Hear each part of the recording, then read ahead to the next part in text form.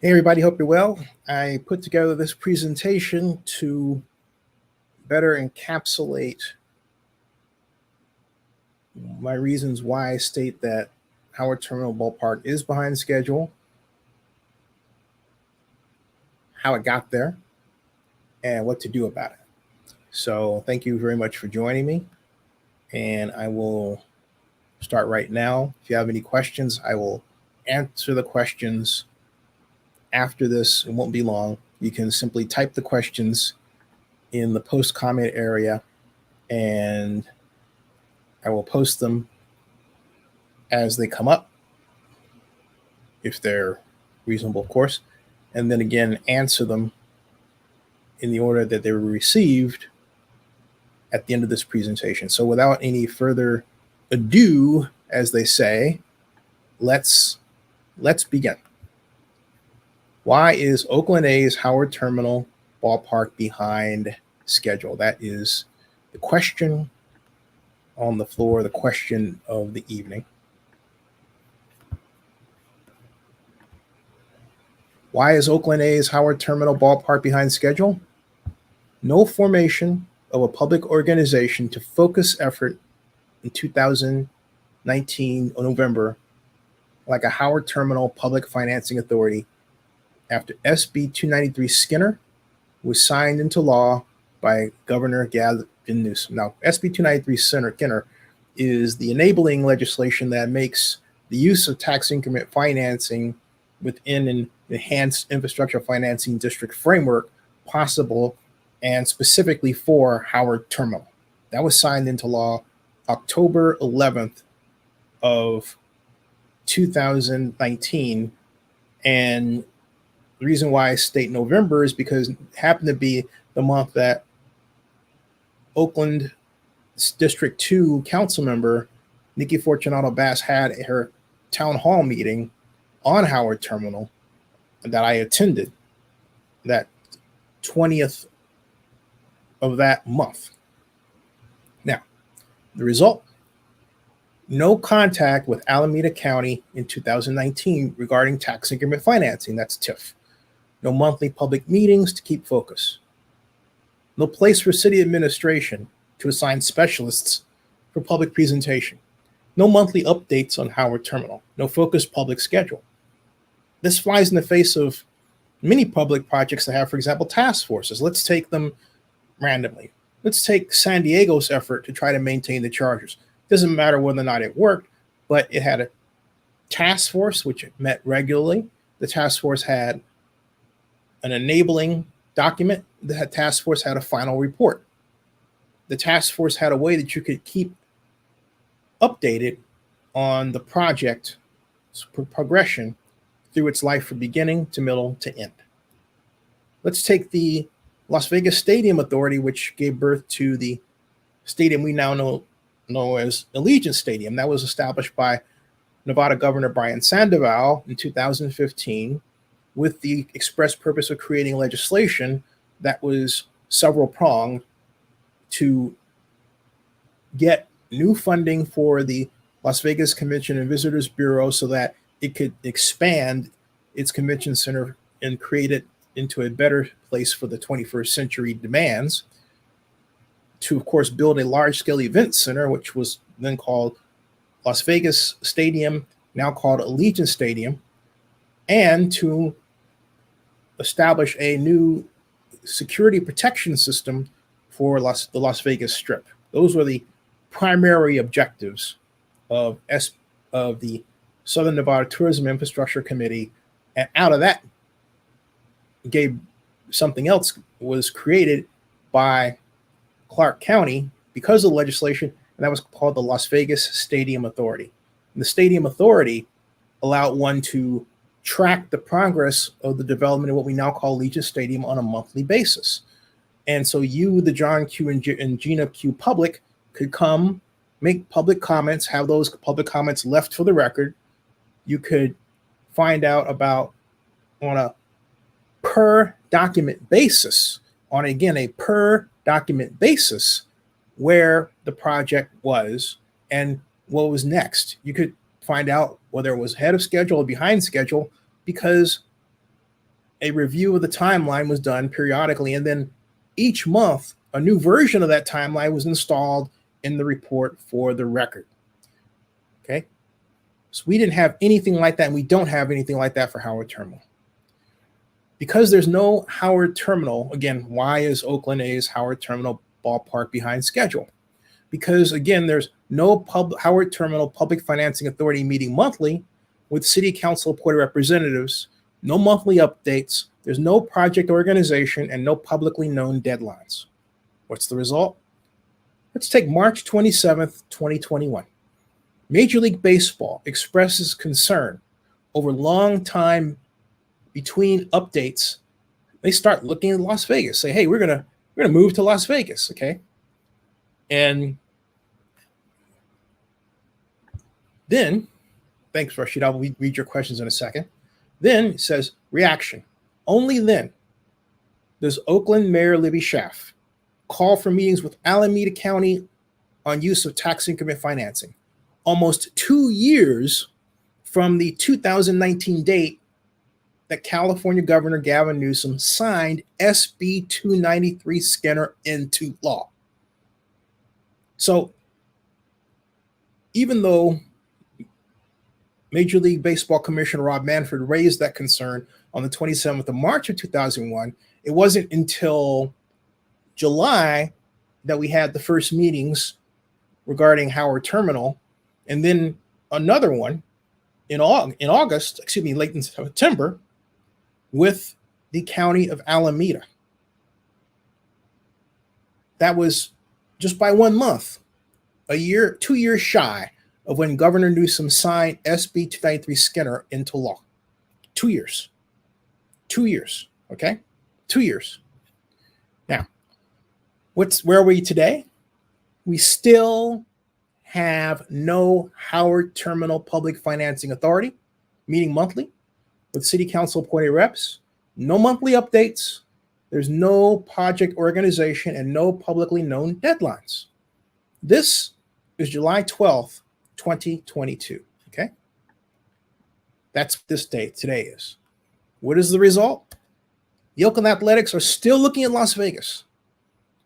Only organization that's weekly focused on Howard Terminal is the media. The city of Oakland's lack of organization has bought time for the Las Vegas process to catch up. The Las Vegas process does have a design review, but not in the same way as Oakland's.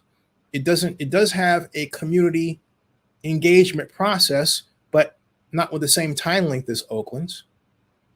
It is known as a city where one can build something faster, get it approved faster. In short, get things done quicker.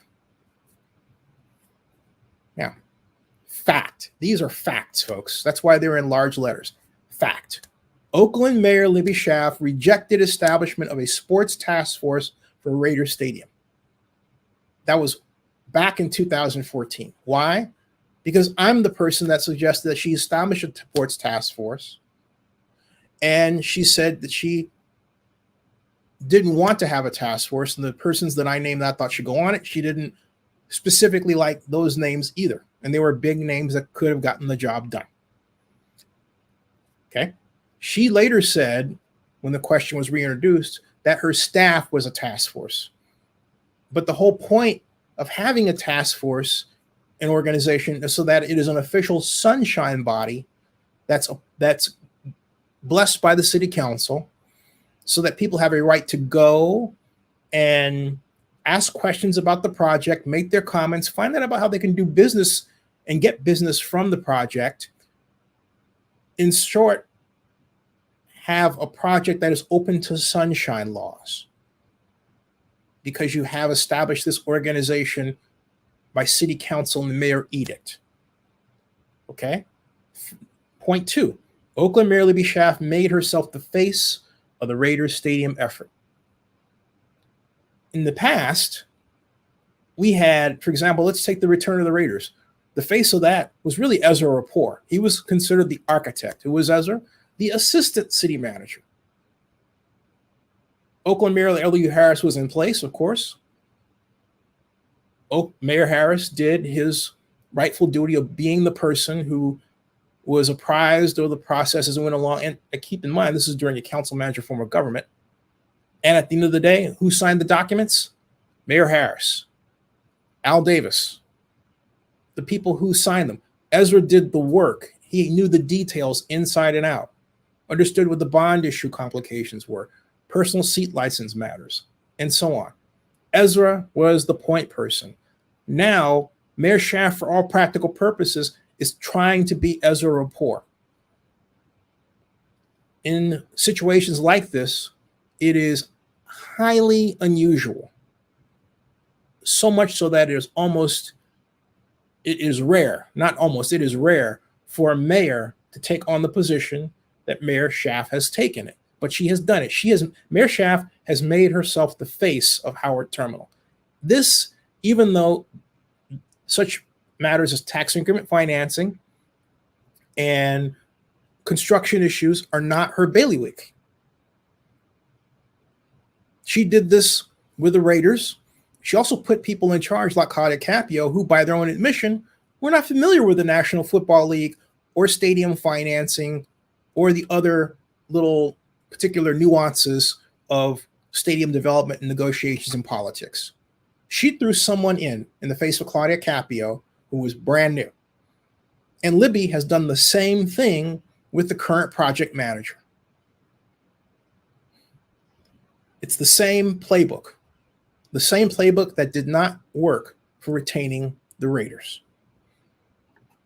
What should be done?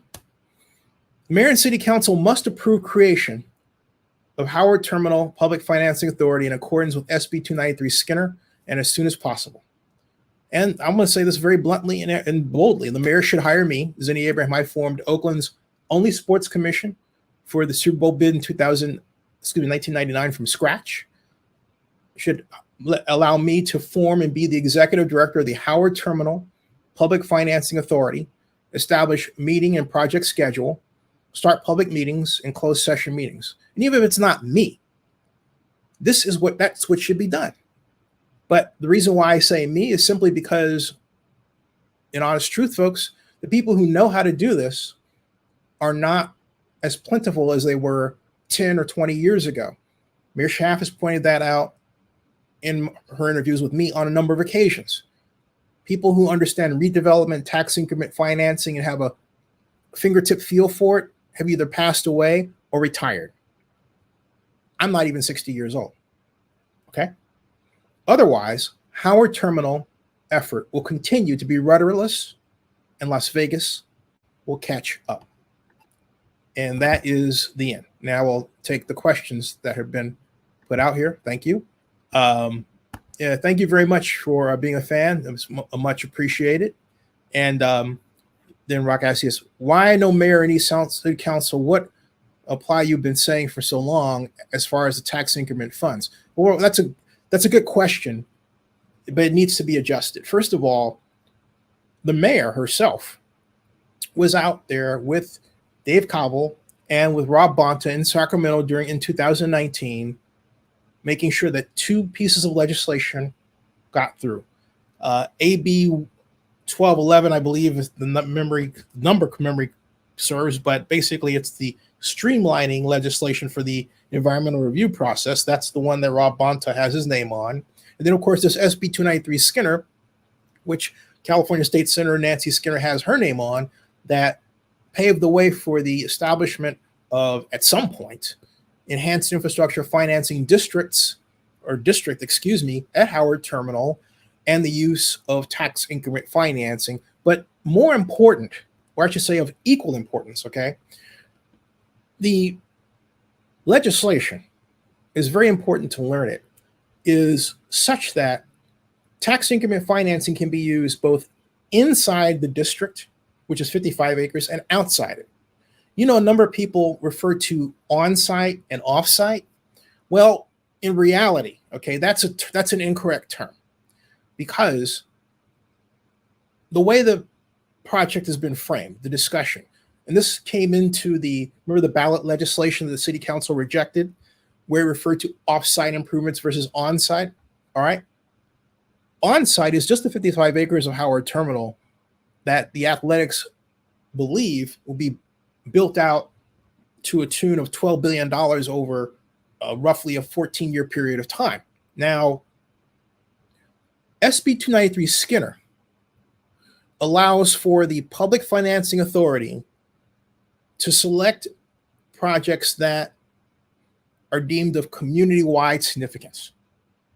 That means within and outside of the district. What kinds of projects? The list of types of projects that can be financed and built is enormous. Everything from sea level rise projects, roads, streets, sewers, childcare. I kid you not, childcare. And with the establishment of AB 464 now, that same money can be used to help businesses recover from the pandemic through special programs financed through TIF. Right. That's right. You heard what I said correctly. Okay. You can do that as well. And I'm not done.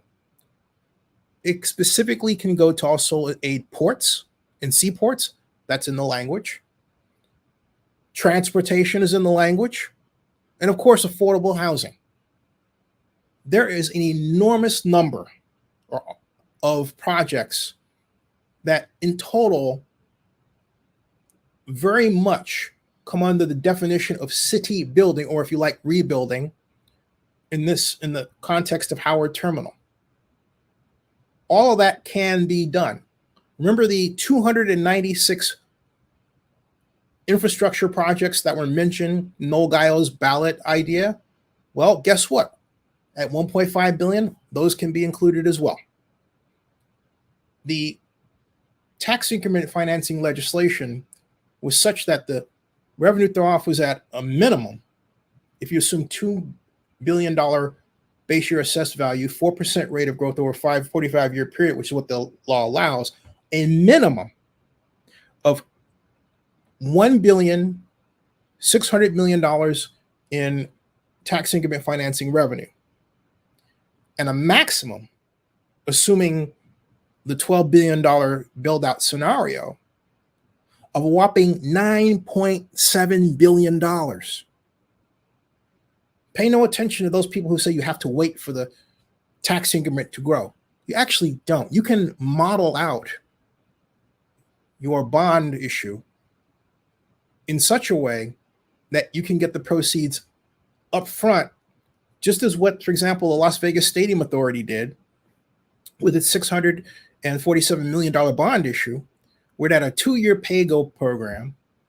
And then, in other words, this is what could have been done with respect to the athletics project that could have established the Public Financing Authority and the tax increment provisions in 2019 and designed a 3-year window, knowing that the bond issue is going to be large, where they begin to gather, but also the money that they're gathering, you use part of that for administrative costs. And guess what?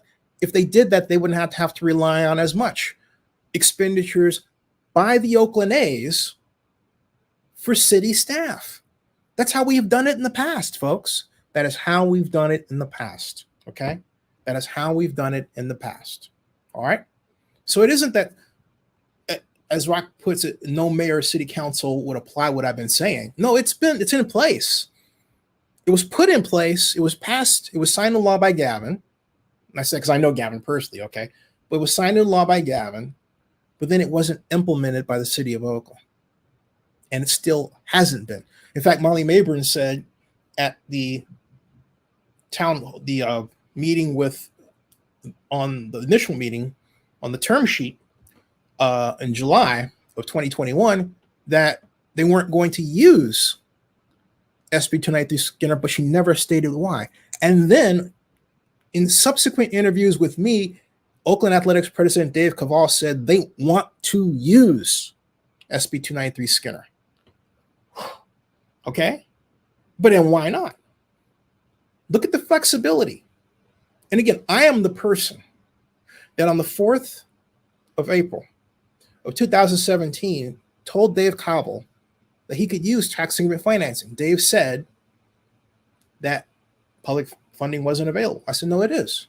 And I said, you're going to need to use it. The reason I'm presenting it to you is because you need to build affordable housing. And folks, the beauty of using it is a building or set of buildings with the assessed value size of the ballpark and the related proposed structures doesn't come along every day. That base year assessed value alone produces, as I've noted, a gigantic throw off in tax increment revenue that can be used not just in the district, but outside of it and around Oakland. That's why. I don't care what anyone says about sports. This isn't a sports issue. This is an economic development issue. And people who always yell about baseball, not being a value or anything, have no idea what they're talking about. But what is worse is they don't want to learn. So their prejudices against sports, which I believe have a racist component to begin with, because who plays a lot of sports? Folks who look like me, okay? Let's just be really blunt, raw, honest about this. I'm not interested in how you feel about baseball, football, or basketball. That's not what this is about. This is about economic development. And the simple fact that when you propose to build a multi-billion-dollar facility, it has what? A multi-billion, and use tax increment financing, it has what? It has a multi-billion-dollar tax increment revenue throw-off. And poured with an SB 293 Skinner allows virtually the pay you can pay for also healthcare, because that's in the law. So let's get this straight. I can finance healthcare, I can finance infrastructure, I can finance affordable housing, I can finance sea level rise repair problems, I can finance transportation. I can do a lot of things that the opponents have said needed to be done, right? But they never explained where the money was going to come from. All right? This is the but-for example. And again, it's because of the gigantic size of the project in terms of assessed value. That's why. That's the engine, folks. All right? So Barry Lee says, Zinni, hello, sir. What do you think the A's will do if they do not have a binding vote from the city council by December 31st?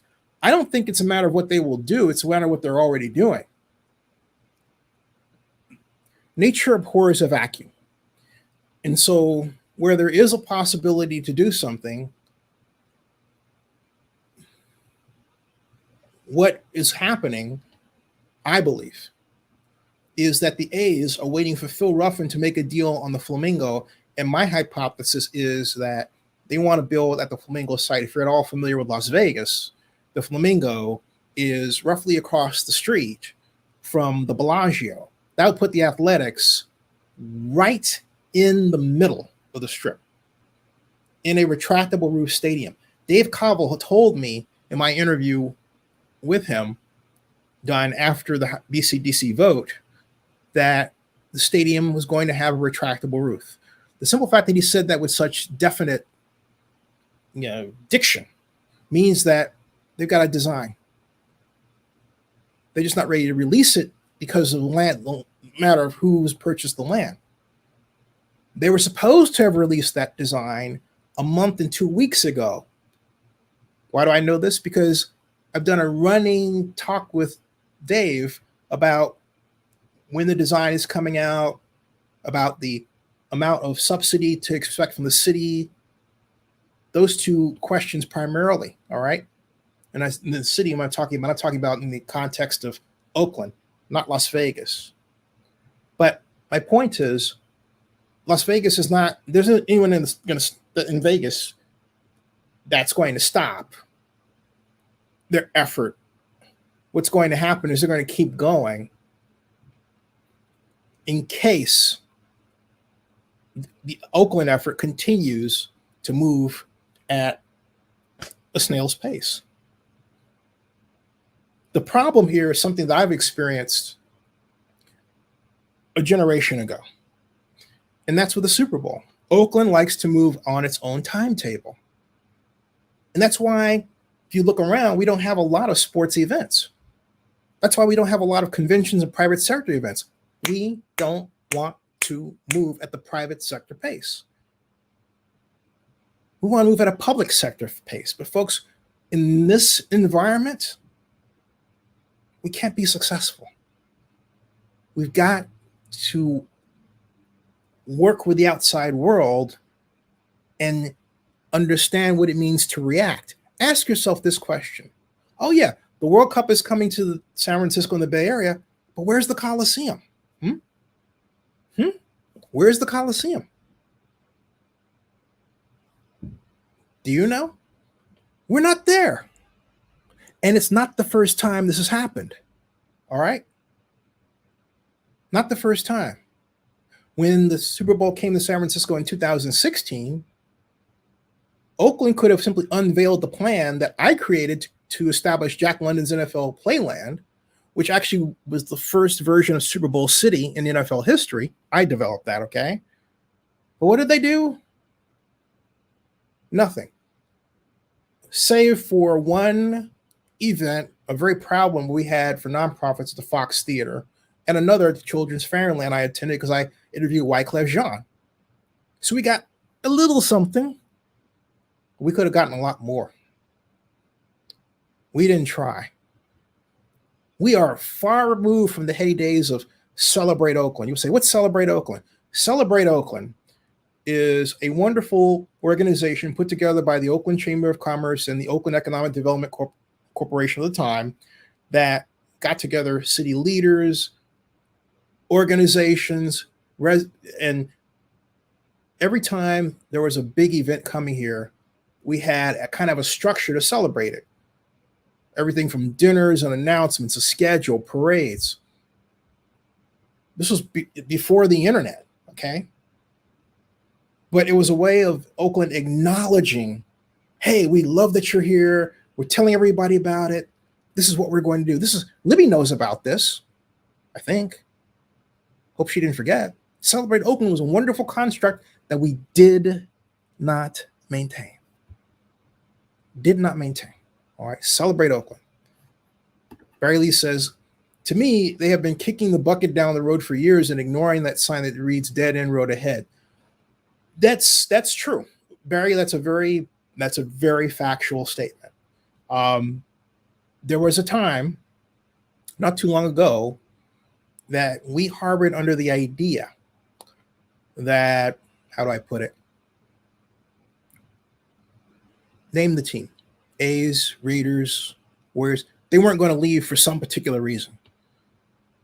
If it was the Raiders, where are they going to go? That was the refrain by a number of elected officials for years. Where are they going to go? As opposed to, maybe we need to study the changes in the stadium market, right? See where we're at, see where our funds are at, see what kind of money can be raised, see how we can get the community involved so the community benefits, and then move forward as one. Yeah, because that's doable. We didn't do that. We were content, a number of elected officials were content with the idea that they had the upper hand because, well, the Raiders couldn't do anything, or in the case of the A's, they were blocked by the Major League Agreement. It didn't stop the Athletics from trying to get out of it. If the A's were convinced that they had a willing partner in the face of the city of Oakland government, that wouldn't have happened. It didn't, okay? So Barry, you're right, okay? Says they're going to move to Vegas. If things keep going the way they're going, could happen. Barry Lee says, does Oakland even at this point have the infrastructure, not including a big convention center, but things like hotels to house attendees? No, we don't. And that's something that I personally pointed to as both a weakness and a strength for us. You want to say, Zinni, it doesn't make any sense. Let me explain. Okay, let me explain. The NFL then, when it was taking bids for hosts, had a set of 24 different criteria as a checklist. And I view it to this day as the best barometer of where a city is or is not from an economic development perspective ever established. Here's why. Because, for example, it said that you had to have the NFL to host the Super Bowl. You had to have 24,500 top quality hotel rooms within an hour's drive of the stadium. Well, we had 55,000 at that time. This was 1999 going into 2000, okay? 1999 and 2000. But the trouble is that we had, of those, San Francisco alone could satisfy our need because it had so many of them. And so I worked a deal with the first director of the hotel council, who's sadly passed away. And he got me, great guy to have dinner with, man. Great guy.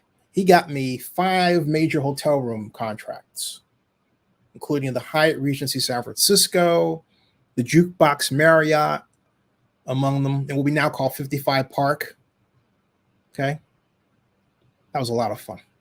And we were short overall by, let me tell that story in a second, but I could not have gotten as much as I did. And that was under the time, I was under Willie Brown. Willie Brown was mayor. So Willie Brown, who actually I'm having on our show on Thursday at 4:00 to talk about why Oakland can't retain sports teams.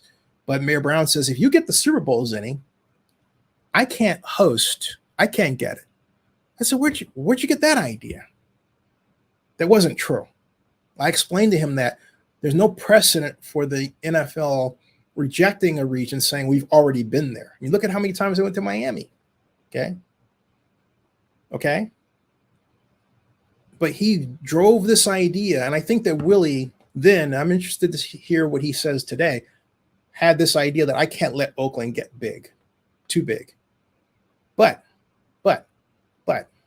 if Willie really believed that idea 100%, he would have ordered people not to help me. He didn't do that. Okay. So I got a lot of my hotel agreements because Willie did not stand in my way. I even sent Rita Williams of Channel 2 over to Willie's budget press conference in the middle of his press conference. This is what I did. I had Rita ask him about our Super Bowl bid.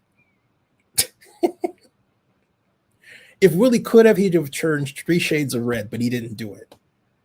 But he had a classic, only Willie can give answer. And it was, well, just wait for his press conference. But he did say good things. It's better than the Chronicle did at the time. Another story, okay? But my point is that this gets to Oakland's overall insecurity. We built the Oakland Convention Center in downtown in 1988, 150,000 square feet. Maybe you've been there. We've never tried to build anything bigger, okay? When we should have tried for at least a 500,000 square foot convention center to capture some of the meetings, incentives, conventions, and entertainment, MICE industry. The MICE industry that Las Vegas is known for and other big cities is driven by what? Tourism.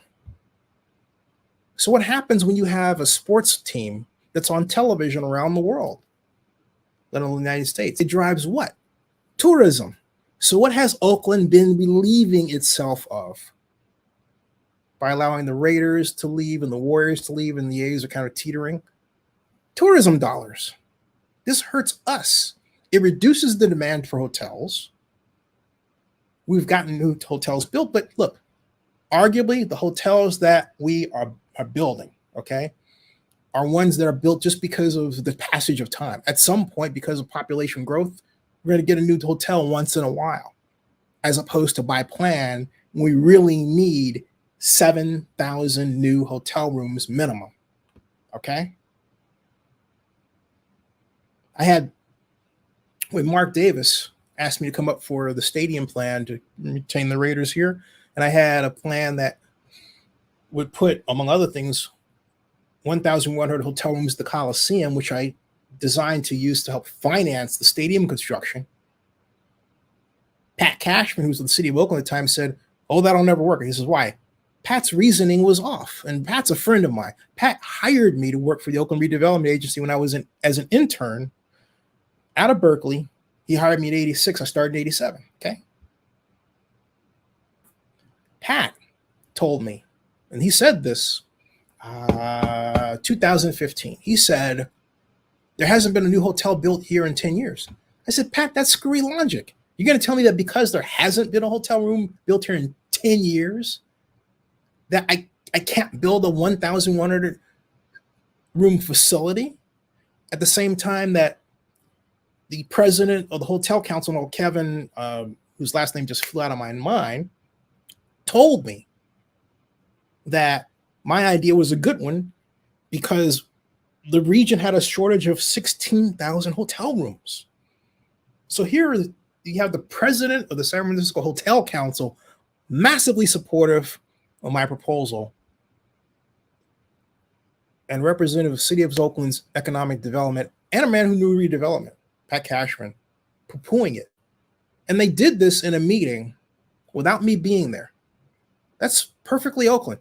They don't have the courage to call me and ask me to defend my idea. Pat, I gotta have to call Pat.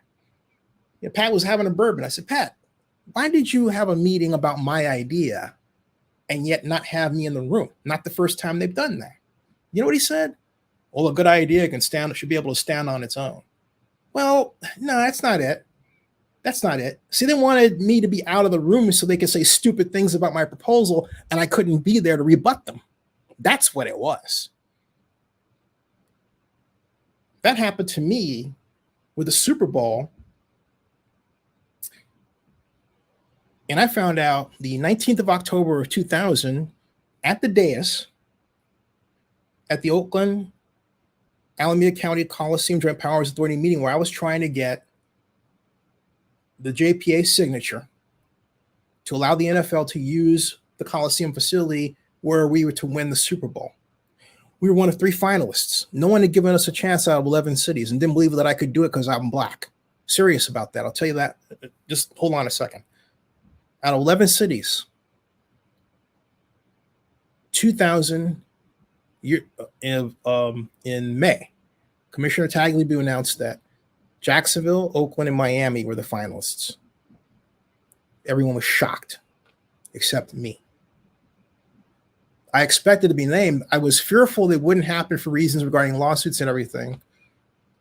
But because of what Scott McKibben did to save us, after Mayor Brown, Jerry Brown, walked out of our meeting with an hour on the clock with Commissioner Tagliabue, I felt better about our chances. Okay? Much better. All right? So, all right. He says, all because Oakland books were, no, that's not. Well, the whole point is this. The reason why, and this gets back to Jack London's NFL Playland. The simple fact of the matter is that I built and established that idea because I knew that without a place for people to come into Oakland to go to concerts, special events, that we were going to lose that activity to San Francisco because that's where the hotels were and are. That's why I came up with what was the first of the Super Bowl City concepts. My idea was to, hey, have some place where you could have Oakland groups, Oakland bands, and then big bands, big groups. Earth, Wind, and Fire, Rolling Stone, all coming to Oakland, to Jack London Square, taking the ferry. I had a special deal worked out with the ferry people. I had it set up so that you could be anywhere in the world online and you could come to, just like you can do today, right? Our selected places in the Bay Area on the map by live stream. I had that idea. That was in our Super Bowl bid. No one's done that before or since. And this is 2022. Okay. All right. It's deja vu. Okay. So he says, I feel for Oakland. Hey, Brian. He says, I'm a baseball traditionalist and really hate to see teams move. I've been a faraway A's fan. Gotcha. He says, living in Vegas, I might have selfish motives to get Major League Baseball, but would rather have an expansion team. Barry says, Zenny, I was referring to my last comment about the NBA All-Star game. You mean I missed that, Barry? Maybe you can clarify that. Okay. We yeah. But anyway, you said last comment because all hotels are booked all over town for the All-Star game. Sure. I mean, I'm not sure what you're getting at, but okay. But anyway, there's my my explanation regarding Howard Terminal, and I'm gonna fill in my comment regarding color, and I'm gonna just say this straight out because it's something that I, should be a movie or a documentary or a book. But I remember having breakfast with Dave Newhouse at the Oakland Marriott Convention Center, morning breakfast about the Super Bowl. This was 1999. And this is after Robert Bobbitt put me in charge. And Dave openly told me that he thought it should be somebody other than me. And the people he listed were all white. In particular, George Vukasin. Dave was pushing Vukasin, even though it was known that George Vukasin wanted nothing to do with the city of Oakland. Why? Because he was upset with Ignacio de la Fuente, who was our then president of the Oakland City Council, because Ignacio and Elihu had run a power struggle against George. George, from their point of view, acted like he was the king of the Coliseum. Okay. The job that he had, it was a paid job of running the Coliseum, as being president, was given to him in 1983. All right. But George didn't regularly report to the city council. He reported from one perspective I wasn't presented with whenever he felt like it. Now, unfortunately, George isn't around to defend his side of it. And George is a friend to me, a good friend to me, from a standpoint of giving me access, talking to me, keeping me apprised, and putting me in a position to where when I was my Clarion columnist, Monty Poole said that I was the one who broke the story of the return of the Raiders to Oakland. Okay. Then he allowed me to get the first question out at the press conference when the Raiders came back. All right. So anyway, point is that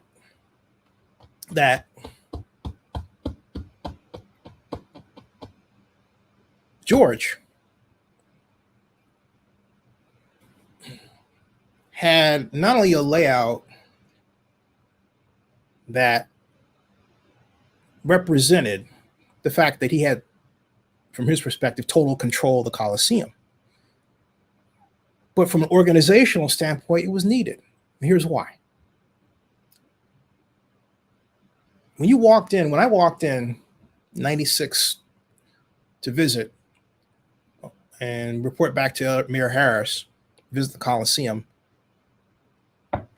Bill DiCarlo and Bob Quintella. Bob Quintella is hey, Sean, how you doing? Bob Quintella is the president, great guy. Rolled out the red carpet for me, not in the form of, eats or drinks or anything like that. No. Presentation. Land that was owned, land they planned to purchase, what the budget looked like, what their projected budget was. They were organized. They were organized in a way I have not seen the Coliseum be organized since. And folks, we're talking about 1996. It is a shame to have to go all the way back to 1996 to present a Coliseum so organized that they could tell you what land they plan to purchase and what they plan to do with it. And they had it in color-coded maps. And they had the budget worked out. The current Coliseum, they're back to square one, trying to figure out, okay, it's going to be AASCG over here, and then it's going to be, right? Okay. And that was also done before the JPA. The establishment of the JPA structure arguably ruined the Coliseum. It was done to get a bond issue let to get the Raiders back. But in the process, it totally destroyed the financing, $1 million a year, that allowed that staff to be maintained. And so what we did was we went from a staff right, with Quintella as president, to a design, for want of a better term, I'm putting it nicely, that is ran in such a way that we privatized it and we gave it to SMG, and now we have AEG. And SMG for a long time was doing deferred maintenance on Coliseum, and it showed.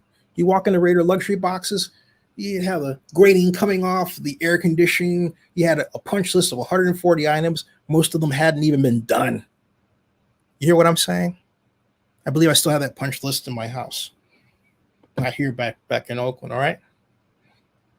Stuff's ridiculous. It's absolutely ridiculous.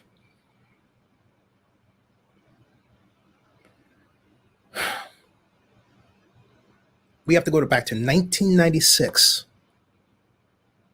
1996 to find the Coliseum better ran. So I can understand why Dave wanted Vukasin, but Vukasin had wanted no part of the politics that they got him bounced out, because we changed over from the Coliseum board structure to the JPA. All right? Okay? He wanted no part of it. So here's Dave not listening to me. I said, Dave, you might want these people, but they don't want the job, and I want the job, okay? And I took the questions, and Joe Brown, who was executive vice president of government affairs for the league, I called him after I met him 2 years before. I said, Joe, I've been assigned to help on the Super Bowl. Where are we? He goes, you're behind the 8 ball. I said, what do you need? He said, we need your bid book. So I spent up 48 hours writing answers, 300-page answers to their questions. The NFL was impressed. And that's what saved our ass. That's what saved our ass, okay? Because once again, Oakland was fooling around on its own time and not trying to meet a sports organization's time for an event that ostensibly wanted. I mean, you kidding me? Okay. Did I ever get a medal for this? Nope, not at all. What I got was 14th of April, 1999 at 4:24 in the afternoon. I went to Jerry Brown at the large administrative building across from City Hall. So I need to talk to you about the Super Bowl. He said, I don't have time for you. And he said that with Jacques Bargage, his assistant. Okay. He didn't have time for me. If I showed up, he balked. He made it tough for me to meet him. He wanted to talk with Robert, Bob, the city manager turned city administrator, and my boss, after I was brought over from working as LEU's economic advisor to economic development. I wanted to run the department, but well, LEU wanted Bill Crockett to do it, and so that's what happened. Bill's a good guy. Anyway, so here I am. I got my friend Lee Steinberg to come up because I met Lee when I was working for LEU. Had an hour-and-a-half meeting with Jerry. We gave him a 10-point action plan. Simple things. Pick up the phone call. Call Kaiser CEO, Clorox CEO. Get them involved, right? Okay? Jerry did nothing. Zilch. Because he didn't take it seriously. Jerry didn't start taking it seriously until the fact that we were named one of 3 finalists got press. More press than he had ever imagined. And then, instead of working directly with me, he had some intern come in and ask me a bunch of different ridiculous questions, acting like I didn't know what I was talking about. Here, I'm trained by the NFL by this point. And then I had the NFL tell me that Jerry was working to try to kick me out of the project. You hear what I'm saying? He was working to try to kick me out of the project. But the league told me that. They said that he was working behind my back, asking of them questions that the NFL knew I had already given them the answers to. Okay. And it was obvious they were fooling up, and the NFL said, hey, what you got? You got Zinni. So every time the NFL would call, they would say, call Zinni. The NFL respected the fact that I was the point guy. And they knew what was up. It was so bad we had a rehearsal. I got Robert to come to the rehearsal. I couldn't get anybody to sit in the lines. This was our rehearsal for our pitch in Atlanta. The big kahuna meeting. Okay.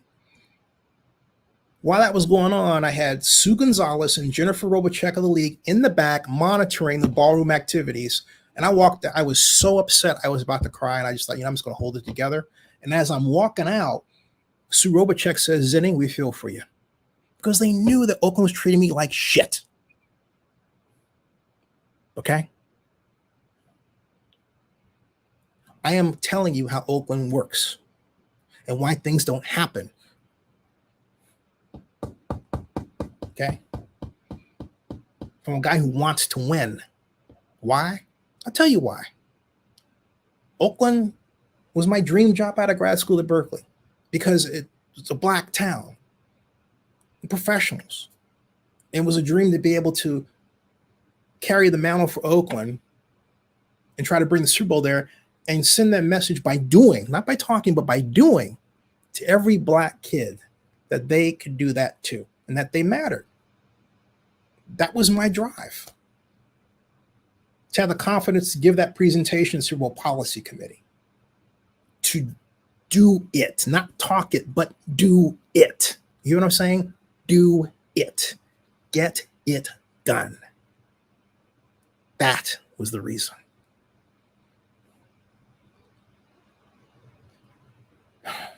So after I was on the dais when I found out about what happened, talking about 19th of October of 2000, this is all documented. I wrote an email to my board, and I said in the email that I felt that Mayor Brown was not comfortable with a person, African-American, who was intellectually aggressive. I wrote that. And I do stand by the fact that I wrote it. Someone who I know took that email, sent it over to Jerry, okay? And so as I'm going to get Jerry his Palm Pilot, PDAs, Palm Pilot had made us 32 Palm Pilots, one for each NFL owner. You open it up, it has our integrated circuit design, courtesy of GMO Hill Holiday and Nancy Hill. She did a buffo job on that. That was a nonprofit tax write-off I was happy to pen. Oh, they did such an incredible job. Our symbol was a football as an integrated circuit. We're sending a message we were tech. All right. And you said, what year was this? This was our final bid book was 2000, early on. Kevin O'Brien, station manager, KTVU. I was introduced to him by John York, Jed York's father. They invited me to the Steelers game after my first NFL owners meeting that I attended. Wilson went to the Wilson cocktail party. That was fall NFL owners meeting in Chicago. I took my dad, my late father now, to lunch because I hadn't seen him in years. And Denise DeBartolo York, I gave my Super Bowl pitch, and she says, "Oh, you're so cute. I'm going to take you in my suitcase and I'm going to take you around the country." Okay. Amy Trask was there. Amy cast the vote in our favor. I love Amy. We were in the middle of a lawsuit with the Raiders, but Amy didn't act like it. Yeah, Bruce Allen said a couple of choice words, but, Bruce was just playing his role. Not at that event, though. Bruce wasn't there. He did that through the media. Anyway, John York invited me to the Steelers game. I went and met Roddy Lott, number of people. And Kevin said,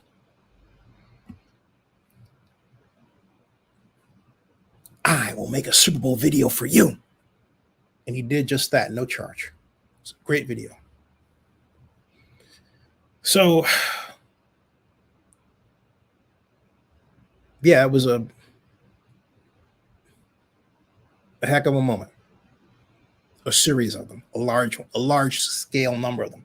Met this dude that was just hanging around, wearing a shirt kind of like this, as I really think about it, but knew everything was going on, had all the gossip. His name was Jay Glazer. Yeah, that's how I met Jay Glazer.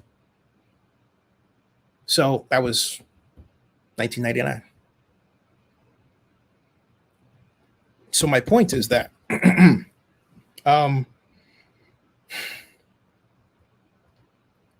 I was proud to represent Oakland, and I wanted to get something done for Oakland, and I wanted to send a message that Oakland can do it. And I wanted particular Black kids to see it, because too often we get messages that we're less than, we're not smart enough, we don't matter, and people push these messages in different ways. These little things that led up to George Floyd, all right?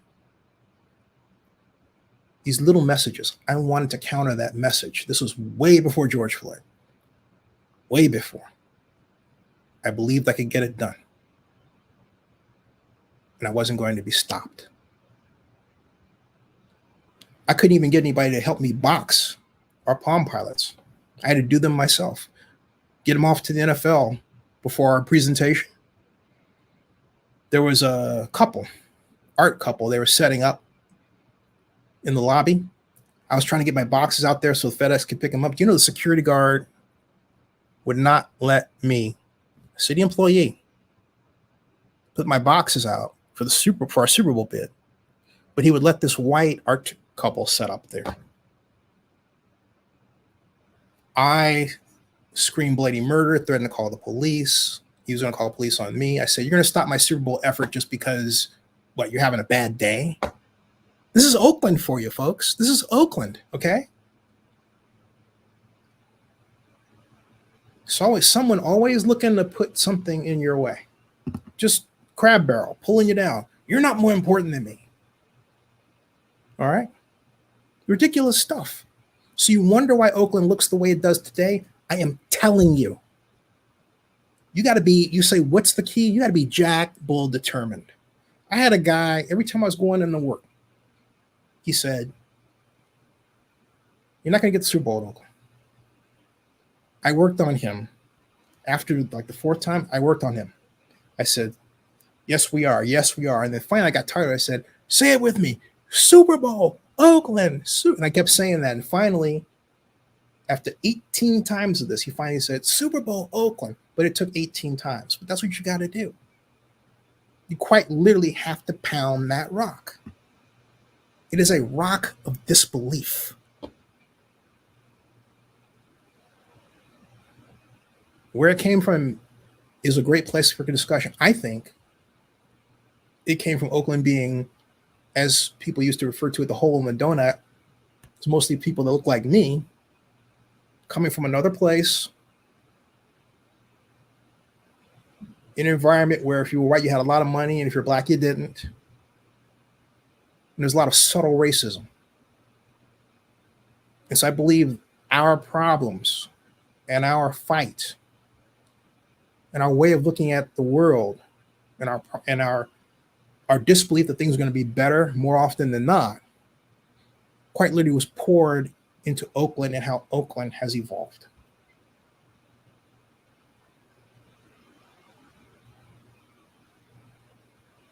The key to Oakland's success is when we are successful. That's the key, even though our population numbers have declined, which is not a good thing at all.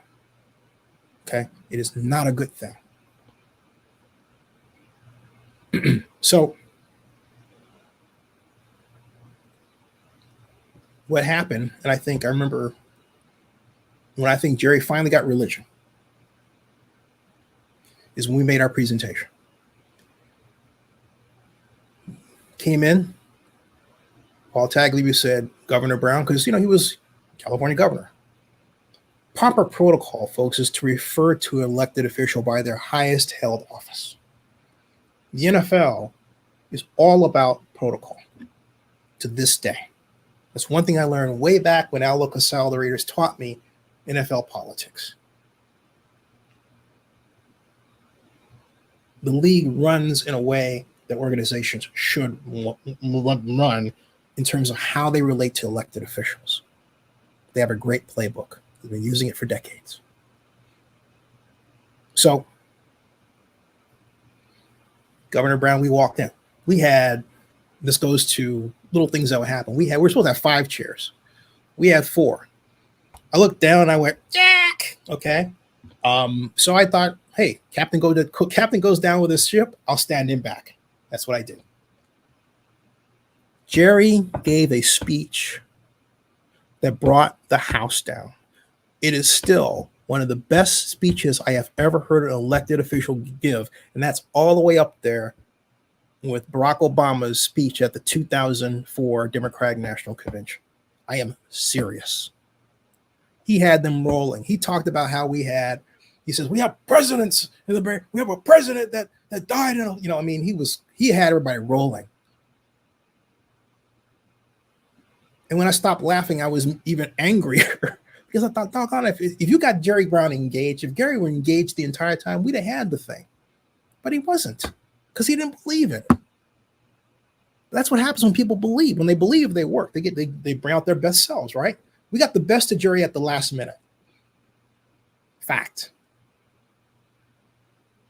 Then I got back, but Jerry got mad and retaliated for me basically saying, hey, he was racist in this email, and told Bill Claggett to fire me, just as Bill Claggett was going to put $80,000 into the sports commission that I built from scratch.